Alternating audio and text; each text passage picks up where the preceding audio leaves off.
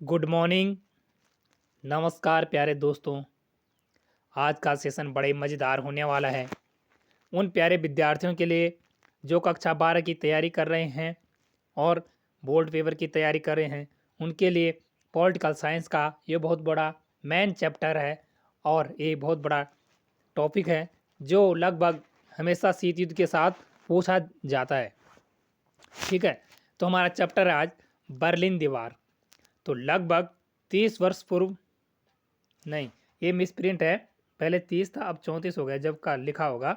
ठीक है, तो 34, आज से 34 वर्ष पूर्व क्या हुआ कि 9 नवंबर सन 1989 में बर्लिन दीवार को ध्वस्त किया गया था। ठीक है, कब किया गया था? 9 नवंबर सन 1989 में। और बर्लिन दीवार जो रखी गई थी 1961 में रखी गई थी। ठीक है, इसको ध्वस्त किया गया था।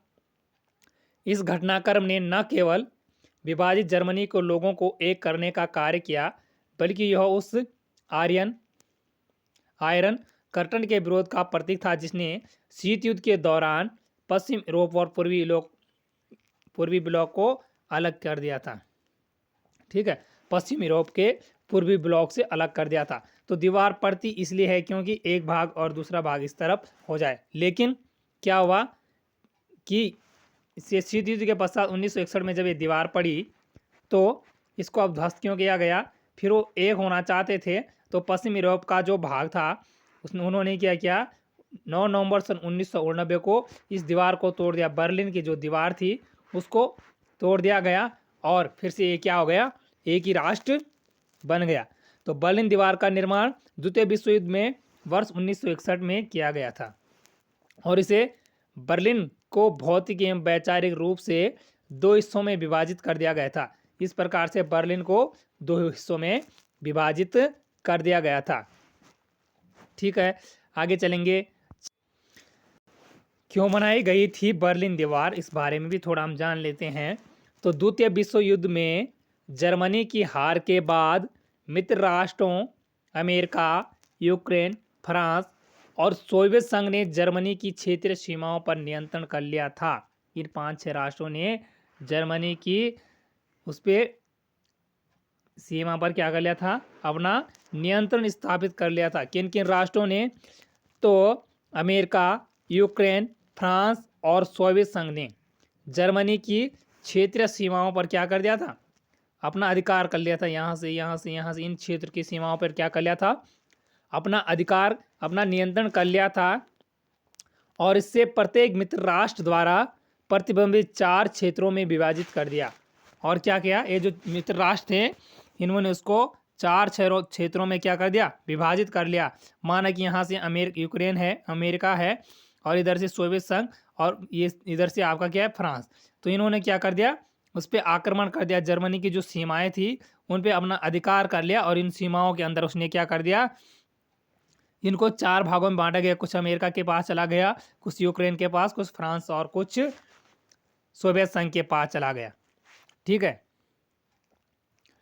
प्रत्येक देश के अलग अलग हिस्से की जिम्मेदारी दी गई और प्रत्येक देश को क्या है, अलग अलग हिस्से की जिम्मेदारी दे दी। अमेरिका तुरक, सोवियत संघ इसकी जिम्मेदारी तू ले, फ्रांस यहाँ की जिम्मेदारी तुम लोगे और सोवियत जर्मन क्या बोलते उसको, यूक्रेन यहाँ की जिम्मेदारी तुम लोगे।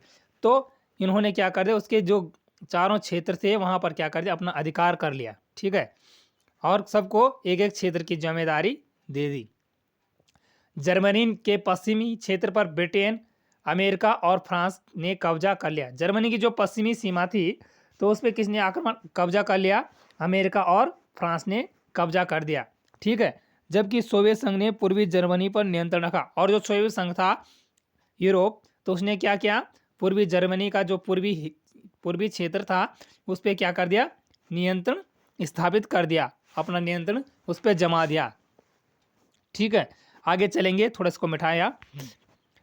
बर्लिन सोवियत संघ के अधिकार क्षेत्र में आता था, परंतु जर्मनी की राजधानी होने के कारण यह तय किया गया कि इसे 4 क्षेत्रों में विभाजित किया जाए।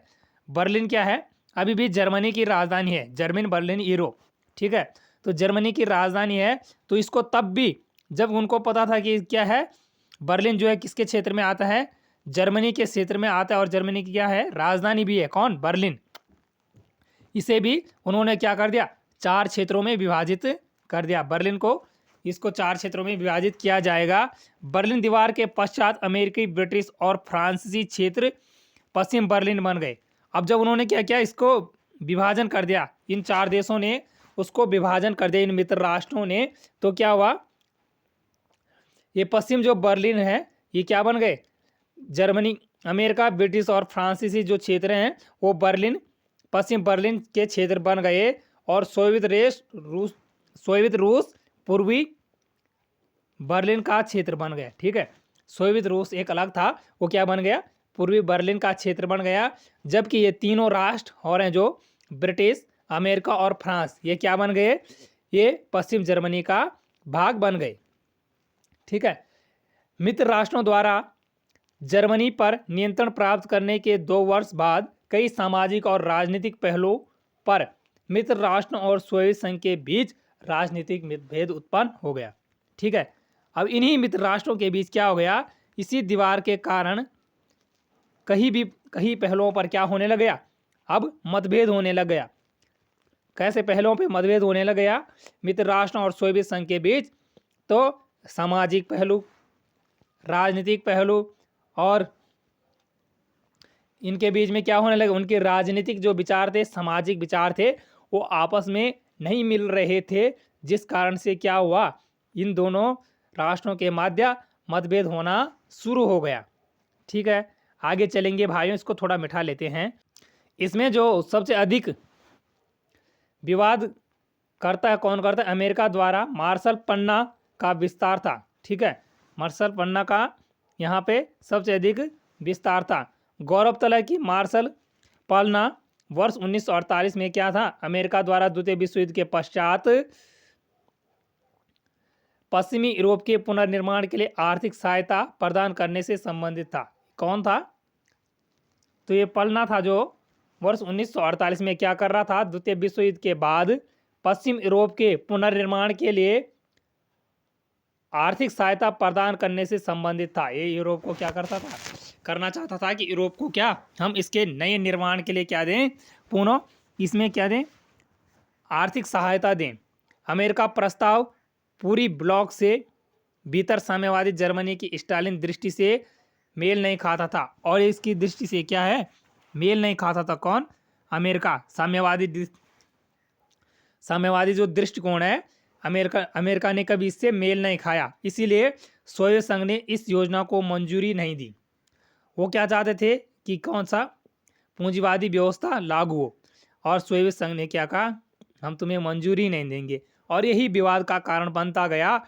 वर्ष 1948 में बर्लिन की नाकाबंदी ने बर्लिन दीवार के निर्माण की जमीन तैयार कर दी। ठीक है, उन्होंने कहा जब तुमने क्या करना है, पूंजीवादी व्यवस्था को ही चलाना है, तो हम क्या करेंगे, हम साम्यवादी व्यवस्था को चलाने की पूर्णतः कोशिश करेंगे। और 1948 में क्या कर दिया, उन्होंने बर्लिन दीवार पर नाकाबंदी करना शुरू कर दिया। ठीक है, जिस प्रकार से जैसे जैसे वर्ष बीतते गए, 1949 में सोवियत संघ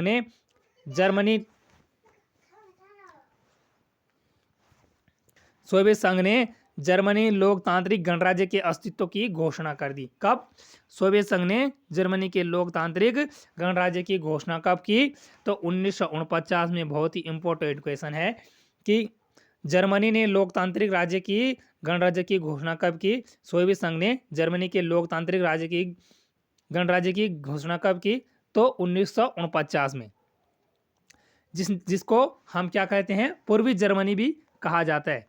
ठीक है, क्या कहा जाता है, जिसको पूर्वी जर्मनी भी कहा जाता है। वर्ष 1961 में पूर्वी और पश्चिमी जर्मनी के मध्य की सीमा को पूरी तरह बंद कर दिया गया था। कब, वर्ष 1961 में पूर्व और पश्चिमी जर्मनी की जितनी सीमाएं थी उनको पूरी तरह बंद कर दिया गया और दोनों क्षेत्रों के बीच दीवार खड़ी कर दी गई। ठीक है, एक इस प्रकार पूर्वी जर्मनी, इस प्रकार पश्चिमी जर्मनी, इनको क्या कर दिया, इनके मध्य एक दीवार रखी गई और दोनों क्षेत्रों के बीच ये दीवार जब खड़ी हुई तो इसी राजनीतिक घटना की कीमत वहाँ के स्थानीय लोगों को अपने घर परिवार और नौकरी के रूप में चुकानी पड़ी। जहाँ के जितने भी स्थानीय लोग थे तो इनको क्या है, अपने घर और परिवार को गंवाना पड़ा, अपनी नौकरी पेशे को यहाँ पे गंवाना पड़ा, तथा इसने उनके जीवन पर पूरी, उनका जो जीवन था वो पूरी तरह क्या है, बदल गया। जब बर्लिन दीवार पड़ी, ठीक है, जब पश्चिमी जर्मनी और पूर्वी जर्मनी दो भाग बन गए, तो क्या हुआ, बर्लिन दीवार के कारण जो वहाँ के निवासी थे, वहाँ के मूल निवासी थे, उन्होंने क्या कर दिया, उनका जीवन अस्त व्यस्त हो गया, उनके घर परिवार और नौकरी तक यहाँ पर चुकानी पड़ी, जिनका उनको जिस प्रकार से उनका पूरा जीवन बदल गया। ठीक है, चलिए मेरे प्यारे भाइयों, इसको मिटा लेते हैं और फिर आगे चर्चा करेंगे बर्लिन दीवार क्यों गिरी। तो चलिए, पूर्वी क्यों गिरी बर्लिन दीवार, ठीक है, ज़्यादा बड़ा टॉपिक नहीं बनाना है क्योंकि इंटर तक के बच्चों के लिए बहुत ही इंपॉर्टेंट है। तो क्यों गिरी बर्लिन दीवार, इसका कारण क्या है, पूर्वी और पश्चिमी जर्मनी में नागरिकों के बीच फैली अशांति के कारण जर्मनी के प्रशासन पर दबाव पड़ा कि वे दोनों क्षेत्रों के मध्य प्रतिबंधों को शिथिल करें। अर्थात पूर्वी जर्मनी जो है और पश्चिमी जर्मनी जो दोनों भाग है, उनके मध्य क्या है, जो उनके प्रतिबंध लगाए हैं, उन प्रतिबंधों को क्या कर दें, खत्म कर दें।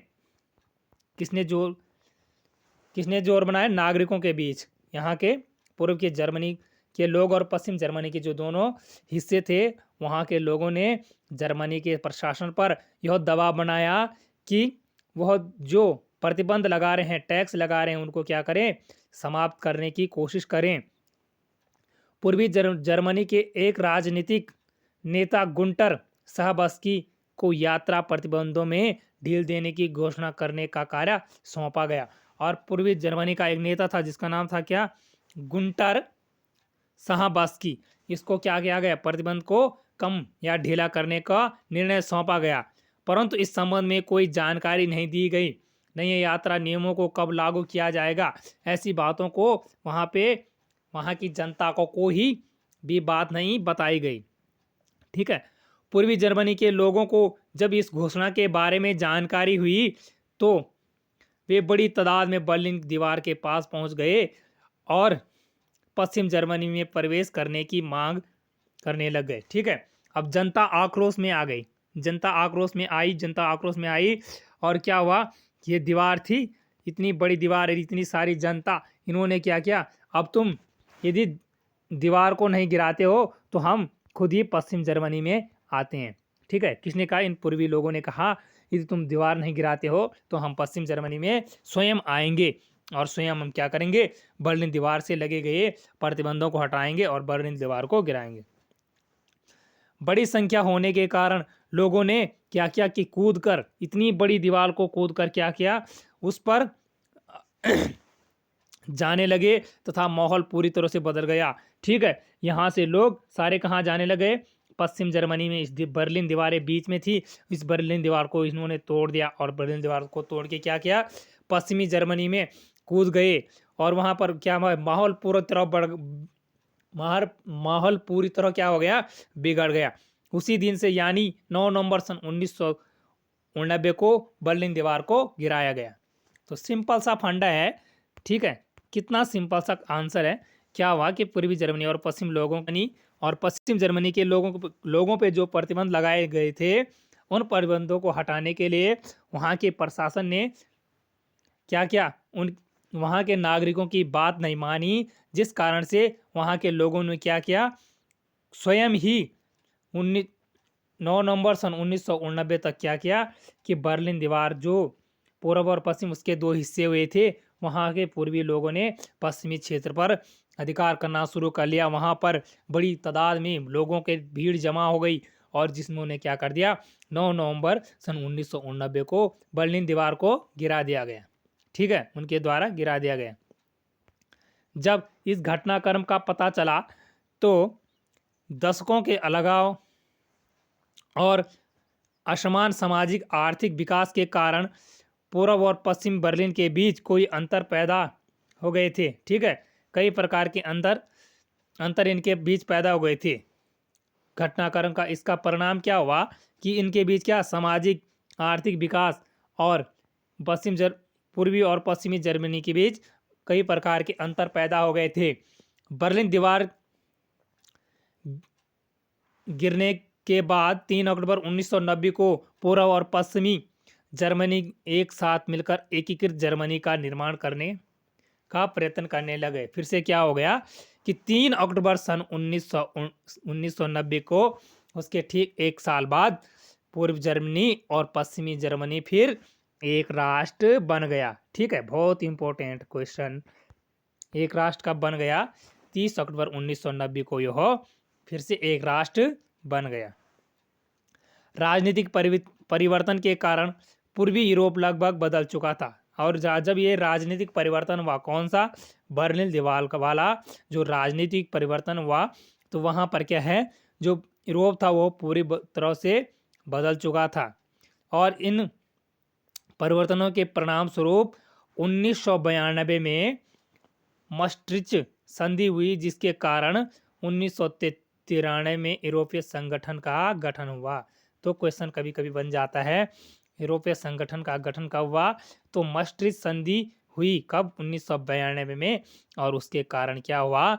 1993 में यूरोपीय संगठन का गठन हुआ, यूरोपीय संघ का गठन हुआ। इसको थोड़ा मिठा लेते हैं। ठीक है, इसी प्रकार द्वितीय विश्व युद्ध के, ठीक है, द्वितीय विश्व युद्ध और कोरियाई युद्ध के